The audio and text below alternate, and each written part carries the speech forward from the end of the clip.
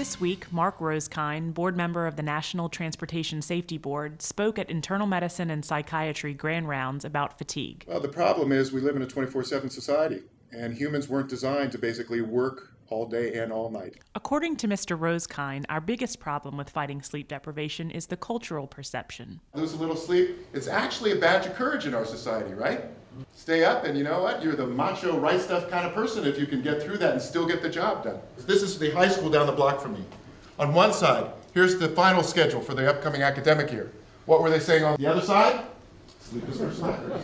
It's really about changing the attitudes and behaviors. It's not okay to lose sleep and do your job thinking you're going to be all right.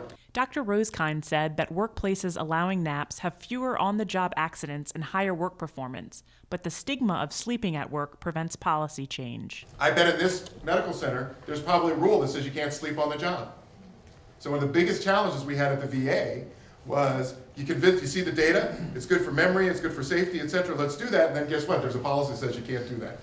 Dr. Catesby Ware, director of the Sleep Center at EVMS, explains the consequences of sleep deprivation.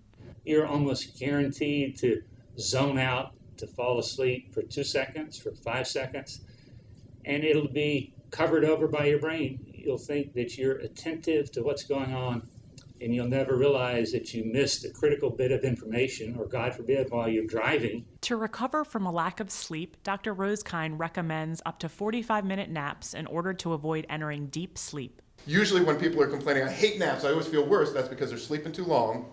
And all of you know, you sleep right into the middle of that sleep inertia, you feel miserable for a while. EVMS provides a full range of services and treatment for sleep disorders. Learn more at evms.edu/sleep.